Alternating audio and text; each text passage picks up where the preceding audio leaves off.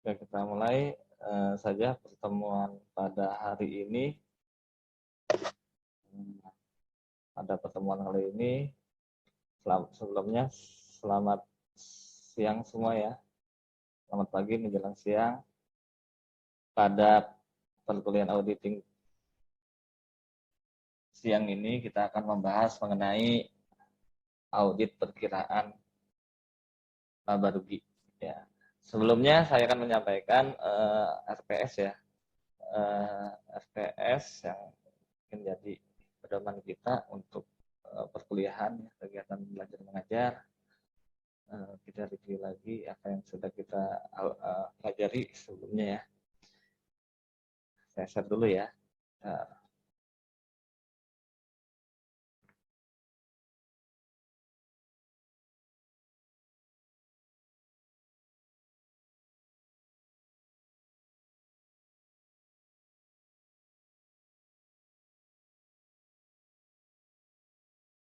Udah muncul ya.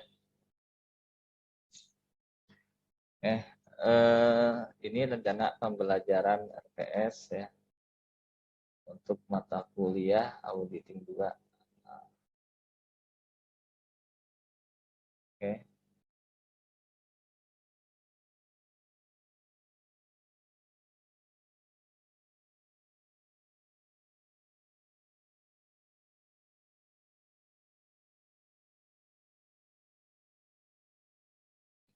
Nah, sebelumnya kita review lagi apa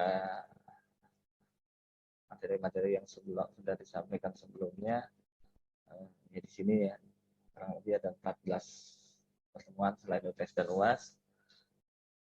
Pemeriksaan audit pemeriksaan kas dan bank sudah, investasi, kemudian audit investasi, kemudian audit piutang, kemudian audit persediaan, kemudian audit aktiva tetap berwujud, audit aktiva tetap tidak berwujud, audit kewajiban jangka pendek, kemudian audit jangka panjang, dan minggu yang lalu sudah disampaikan materi mengenai audit modal. Dan saat ini materi yang akan disampaikan mengenai audit perkiraan laba rugi.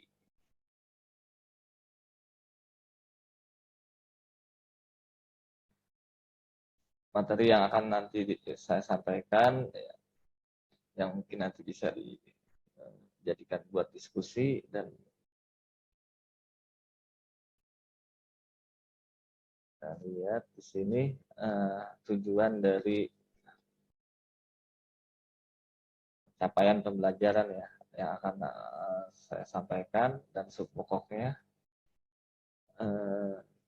mengenai audit laporan laba rugi ya.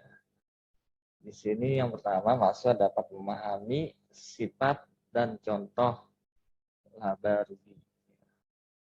Jadi bagaimana memahami akun-akun yang terdapat dalam laba rugi. Kemudian yang kedua, mahasiswa dapat memahami tujuan dan pemeriksaan laba rugi. Ya, bagaimana auditnya ya dalam memeriksa akun-akun yang terdapat dalam laba rugi itu sendiri. Kemudian mahasiswa dapat melakukan audit prosedur yang disarankan. Nah, ini audit yang disarankan seperti apa? Ini kan tergantung nanti di kasus pada saat mengaudit itu tergantung dari perusahaan yang akan kita audit. Luas perusahaannya, kemudian besar kecilnya perusahaan dan sebagainya. Kemudian yang keempat, mahasiswa dapat melakukan pengujian pengendalian dan pengujian substantif laba rugi ya. Dan pengujian pengendalian, di sini ada pengujian kepatuhan ya, pengendalian internal, kemudian ada pengujian substantif, ada yang kepatuhan dulu, pengendalian internal, dan ada juga pengujian substantif terhadap angka-angkanya. Itu capaian pembelajaran pada pertemuan hari ini. Kemudian sifat subpokoknya ya yang akan dibahas mengenai pertama sifat dan contoh laba rugi, kemudian tujuan dan pemeriksaan laba rugi, kemudian audit prosedur yang disarankan, Kemudian pengujian dan pengujian substantif laba rugi. Ya. Jadi setelah saya memaparkan materi ini, ada ya diskusi atau diskusi kelompok dan latihan mandiri. Ya, sebelum kita mengaudit laporan laba rugi, ya di sini yang akan kami sampaikan pada dasarnya pada auditor ketika memeriksa mengaudit laporan keuangan itu biasanya ada tim-tim ya, dan dibagi menjadi tim-tim itu akan melakukan audit melalui kertas kerja ya. Jadi ada 2 kertas kerja, yaitu kertas kerja neraca dan kertas kerja laba rugi ya.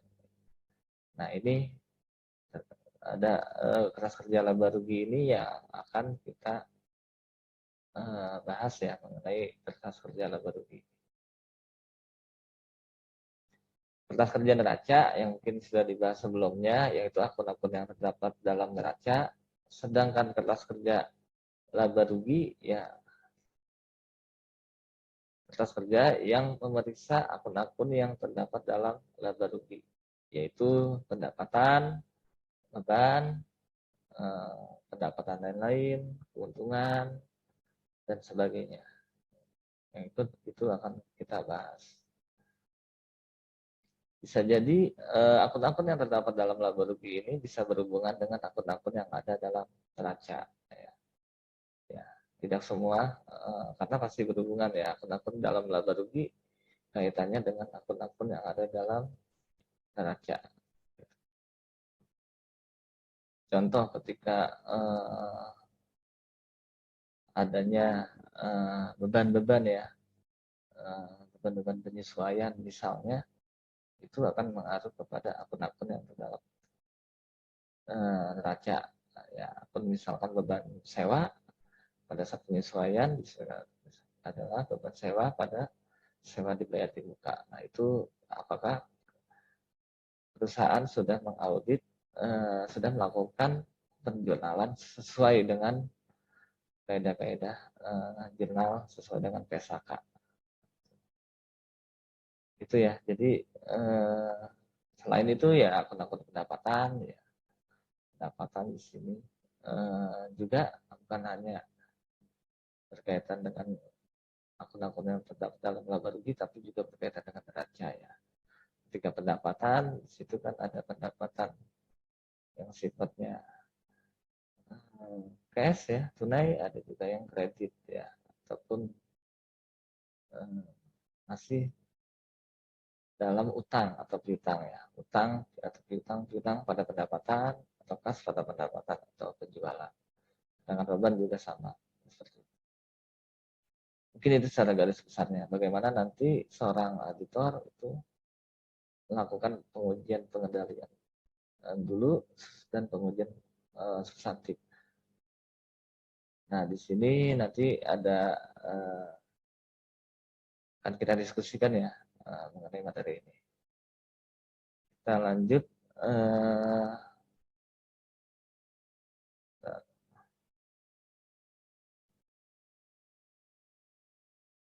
Kita ada tugas dan kemudian ada tanya jawab sebelumnya ya. Kemudian materinya kita lanjut ke materi utama sini ya. Sebelum sini pemeriksaan ya atas perkiraan laba rugi tadi sudah saya jelaskan semua. Jadi kita harus mengetahui sebelumnya apa sih akun-akun yang terdapat dalam laba rugi itu sendiri ya. Seperti tadi ya, pendapatan, beban ya, tadi ya breakdown-nya, dan juga harus mengetahui perusahaan-perusahaan yang akan diaudit ya. Pastinya beda, perusahaan-perusahaan yang diaudit adalah bisa jadi perusahaan dagang atau perusahaan manufaktur, pasti di dalam laporan laba rugi strukturnya akan berbeda. Mungkin itu ya, kita lanjut aja, kita mulai presentasi ya di sini mengenai pengurusan atas perkiraan laba rugi.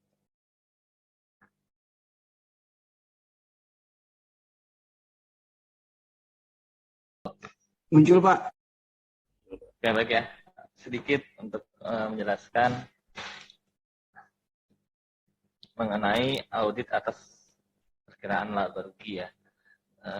Jadi perkiraan laba rugi di sini mencakup pendapatan, beban, dan keuntungan, kurang lebih seperti itu. Nah, sini mungkin saya jelaskan ulang ya mengenai audit atas perkiraan laba rugi.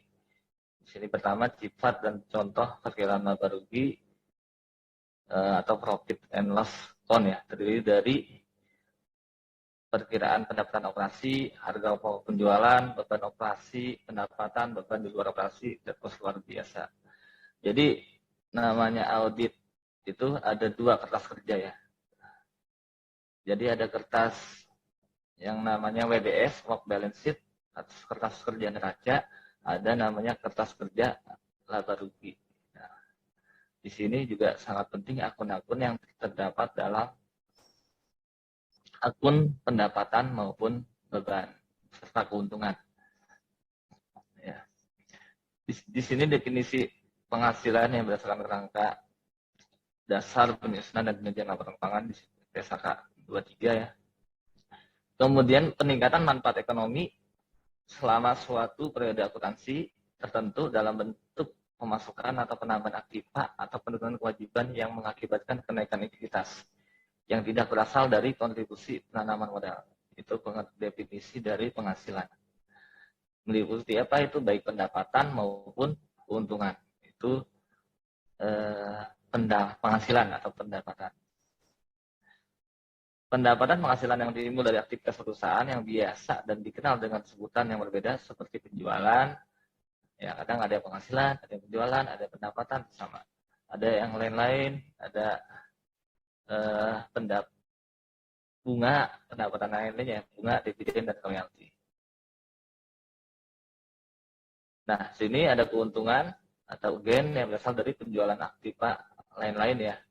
Kemudian ada pos luar biasa yang timbul dari kejadian luar biasa. Nah,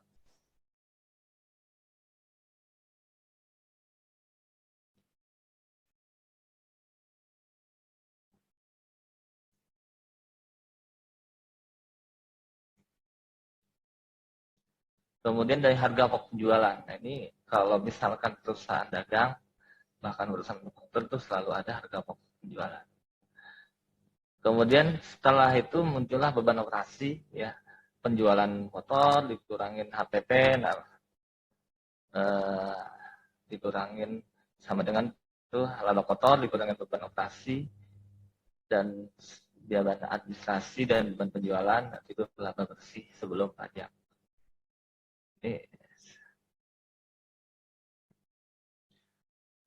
Jadi beban operasi itu ya tadi beban berkaitan dengan penjualan, pemasaran,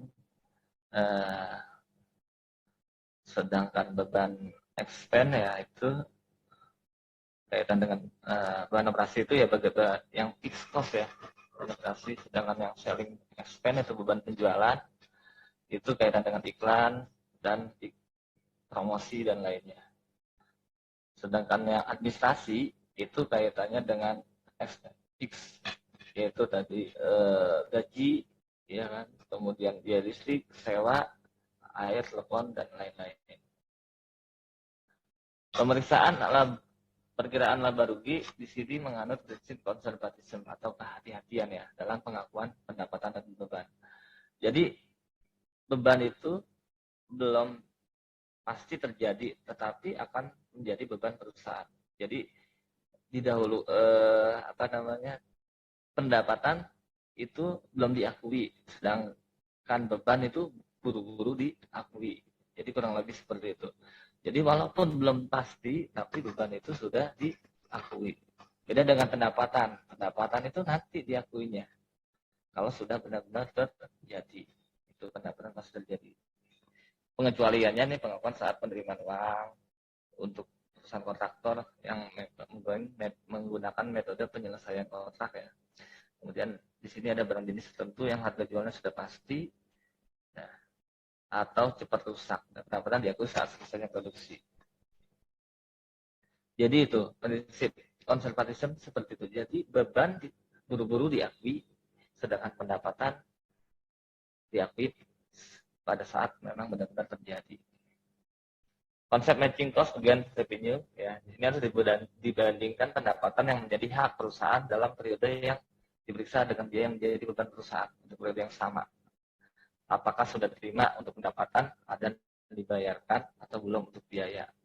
Ya, di sini kita tahu mengacu pada prinsip dasar pencatatan, yaitu ada accrual basis, ada cash basis. Periksa pendapatan biaya, perhatikan jangan sampai ada pergeseran waktu dalam pengakuan pendapatan dan biaya. Jangan tadi ya sudah ada subsequent collection dan subsequent payment.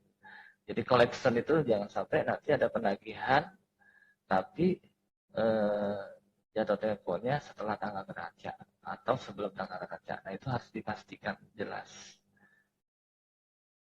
Kemudian waktu yang digunakan untuk perkiraan pendapatan dan beban tidak sebanyak waktu untuk pos neraca. Nah, karena apa? Di sini pada waktu memeriksa pos neraca sekaligus sudah diperiksa dikaitkan laba rugi. Ya, biasa ada akun neraca dihubungkan dengan akun laba rugi, misalkan beban pada utang, yaitu akun laba rugi dan akun neraca. Nah, sini pos laporan posisi keuangan, kas, selisih kas dan selisih kus. Nah, itu kasnya di neraca, selisih kas atau selisih kusnya di laba rugi. Bank di neraca, di laba ruginya selisih kus dan biaya bank jasa giro. Piutang di neraca, selisih kus dan bad debt expense di laba rugi. Persediaan di neraca, selisih stock of name atau HPP di laba rugi. Prepayment di neraca, kemudian di laba ruginya rent expense atau insurance expense. Kemudian marketable securities di neraca, interest income dan dividend income di laba rugi. Fixed asset di neraca, biaya penyusutan, gain or loss, disposal or fixed asset ada di laba rugi. Intangible asset ada di laporan posisi keuangan. Kemudian biaya amortisasinya ada di laba rugi. Accrued expense ada di neraca, sedangkan macam-macam biaya ada di laba rugi. Short term loan, long term loan di neraca, sedangkan biaya bunga selisih kus ada di laba rugi. Jenis transaksi di sini ada disbursement test dan macam, sedangkan di dalam laba rugi macam-macam biaya dan pembelian tunai. Ada cash receipt test, ada kemudian di laba ruginya costnya adalah macam-macam pendapatan penjualan tunai. Sales test penjualan dan HPP, purchase test pembelian. Payroll test, biaya gaji dan upah. Journal voucher test, biaya penyusutan, amortisasi, situs keuntungan ataupun kerugian atas penjualan akibat tetap. Pada waktu melakukan tes transaksi sekaligus diperiksa pos laba rugi. Nah, ini audit prosedur atas perkiraan laba rugi yang biasa dijalankan. Sama analytical review prosedur, biasa membandingkan beban-beban yang tahun ini dengan tahun yang lalu. Apakah ada perubahan yang signifikan atau tidak, dengan menggunakan rasio. Kemudian analisis beberapa perkiraan laba rugi yang penting atau ada kaitannya dengan perhitungan pajak untuk koreksi fiskal. Nah, ini juga harus diperhatikan. Kemudian misalnya di sini ada other income, expense, ada beban lain-lain, miscellaneous expense, ada entertainment expense, biaya hiburan, ada traveling expense, legal fee, ada contingent liability, professional loss, repair maintenance, kemudian melakukan pemeriksaan atas subsequent payment, pembayaran sudah tanggal neraca, dan subsequent collection, penagihan sudah tanggal neraca. Ini harus dipastikan, baik pembelian maupun penjualan, baik pembayaran maupun penagihan piutang.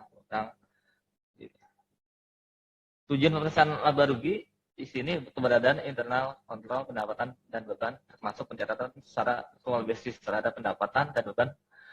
Beberapa ciri internal kontrol yang baik atas pendapatan dan beban, pertama digunakannya formulir-formulir yang pre-number seperti purchase, requisition, purchase order. Jadi ada urutan kode nomor transaksi. Kalau ada yang lengkap, nah itu bisa dilihat, jangan juga dibuang, tapi ada catatannya. Adanya pembagian tugas dan tanggung jawab antara fungsi-fungsi dalam perusahaan. Yang ketiga, adanya sistem otorisasi oleh beberapa orang berdasarkan jenjang jabatannya. Dan digunakannya program komputer untuk menghitung gaji dan PPh 21. Jangan manual, tapi harus terkomputerisasi. Pencatatan pendapatan dan biaya menjadi hak perusahaan dengan menggunakan cut-off tepat. Maksudnya, auditor harus yakin bahwa semua pendapatan dari kegiatan operasi maupun di luar operasi seluruhnya dicatat dalam buku perusahaan. Uangnya telah akan diterima perusahaan. Jangan sampai ada pendapatan yang masuk kantong karyawan, direksi, pemegang saham yang merupakan pemilik perusahaan. Semua pendapatan dicatat di periode yang tepat, yaitu periode terjadinya dan tidak terjadinya pergeseran waktu pencatatan untuk tujuan window dressing. Yang selanjutnya, tidak ada pendapatan yang bukan menjadi hak perusahaan. Misalnya pendapatan pribadi atau pemegang saham dicatat sebagai pendapatan perusahaan untuk tujuan window dressing.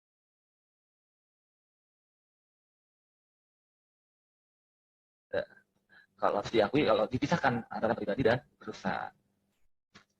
Yang ketiga, untuk memeriksa apakah semua biaya menjadi beban perusahaan telah dicatat dengan menggunakan cut-off yang tepat. Maksudnya auditor harus yakin bahwa semua biaya dari kegiatan operasional maupun di luar kegiatan operasional, misalnya biaya bunga, kerugian penarikan aset tetap, seluruhnya sudah dicatat dalam buku perusahaan. Baik yang uangnya sudah dibayar maupun baru akan dibayar dalam periode berikutnya. Semua biaya dicatat pada periode yang tepat, yaitu periode terjadinya dan tidak terjadi pergeseran waktu untuk tujuan window dressing. Kemudian yang C, tidak ada biaya yang bukan menjadi perusahaan. Misalnya biaya pribadi pemegang saham tidak sebagai biaya perusahaan. Selanjutnya, untuk memeriksa apakah terjadi fluktuasi yang besar dalam perkiraan pendapatan dan beban jika dibandingkan bulan per bulan atau jika dibandingkan dengan anggaran pendapatan beban, maka di sini jika terlihat adanya fluktuasi yang besar, auditor harus memeriksa alasan kenaikannya. Perusahaan yang besar tersebut apakah masuk akal atau tidak. Ada kemungkinan klien melakukan kesalahan catatan, misalnya seharusnya masuk ke biaya penjualan, tetapi dicatat sebagai biaya umum. Nah, ini ada direklas ya, antara biaya penjualan dengan biaya administrasi umum. Selanjutnya yang keempat, untuk memeriksa apakah terdapat fluktuasi yang besar dalam perkiraan pendapatan dan beban jika dibandingkan bulan per bulan atau dengan anggaran pendapatan dan belanja. Dilihat ya. Ini salah satu bagian dari prosedur analitis. Jika terlihat adanya fluktuasi yang besar, maka auditor harus memeriksa alasan kenaikan dan penurunan yang besar, apakah masuk akal atau tidak. Ada kemungkinan klien melakukan kesalahan catatan. Misalnya seharusnya masuk ke biaya jualan tetapi dicatat sebagai biaya umum dan administrasi. Kemungkinan lain ada pergeseran waktu pencatatan. Misalnya penjualan tahun 2012 dicatat sebagai penjualan 2011 atau sebaliknya. Bisa juga klien sengaja melakukan pergeseran mata anggaran karena anggaran tertentu sudah habis dipakai, sedangkan mata anggaran lainnya masih belum terpakai. Untuk memeriksa apakah pendapatan dan beban telah dilaporkan dengan standar akuntansi yang keuangan yang sesuai dengan etap PSAK atau IFRS. Dalam catatan atas laporan keuangan harus dijelaskan beberapa kebijakan akuntansi yang penting, misalnya apakah perusahaan menggunakan metode aktual dan dalam catatan beban dan pendapatan, bagaimana metode pengakuan pendapatannya, kemudian pemeliharaannya seperti apa, dan penambahan atau kapitalisasinya, kemudian laba rugi penjualan aset tetap. Prosedur pemeriksaan laba rugi di sini pelajari dan evaluasi pengendalian internal, pendapatan dan biaya, termasuk transaksi jual beli saham, dividen dan sertifikat saham. Kemudian yang kedua, minta rincian laba rugi untuk periode diperiksa dengan angka perbandingan periode sebelumnya dan bukan untuk analytical prosedur. Analisis rasio, ROI dan ROE, return on investment atau on equity dengan membandingkan rasio tahun lalu dan rasio industri. Kemudian meminta rincian laba rugi periode yang bisa bandingkan dengan budget untuk periode yang sama, hitung varian dalam rupiah maupun persentase. Yang keempat, minta rincian penjualan per jenis barang area yang mencantumkan kuantiti barang yang dijual, nilai uangnya selama setahun dibuat per bulan, bandingkan kuantiti yang dijual secara tes basis dengan pengeluaran barang pada kartu persediaan. Jadi harus dicek antara penjualannya dengan barang persediaan yang keluar. Kemudian periksa cut-off penjualan. Ada atau tidaknya pergeseran waktu pencatatan penjualan dan cut-off pembelian. Ada tidaknya pergeseran waktu pada saat pencatatan pembelian. Kemudian periksa subsequent payment. Ada tidaknya yang pembayaran utang yang tidak dicatat ataupun penagihan piutang yang tidak dicatat. buat analisis terhadap beberapa perkiraan biaya dan pendapatan yang kemungkinan bisa ditayangkan oleh pihak pajak dan diperlukan dalam pengisian SPT untuk membuat koreksi fiskal yang memungkinkan timbulnya contingent liabilities. Untuk biaya yang dan pendapatan yang kaitannya dengan pajak harus diperiksa apakah peraturan perpajakan yang berlaku telah ditaati. Khusus biaya gaji, misalkan periksa PKh 21 utang bandingkan dengan total biaya gaji yang diperuntukkan dalam laba rugi dengan SPT 21.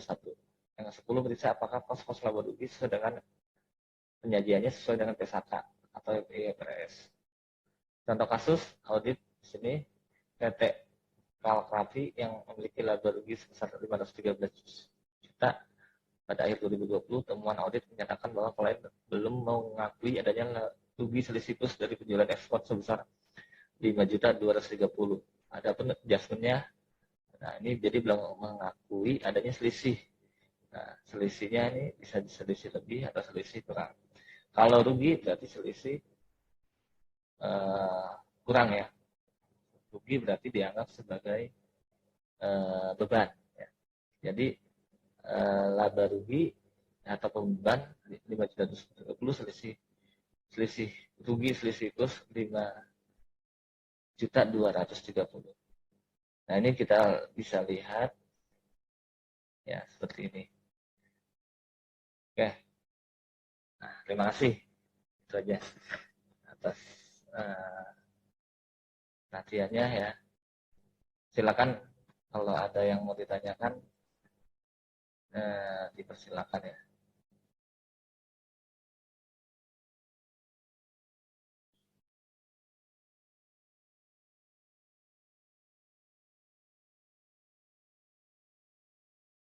Oke.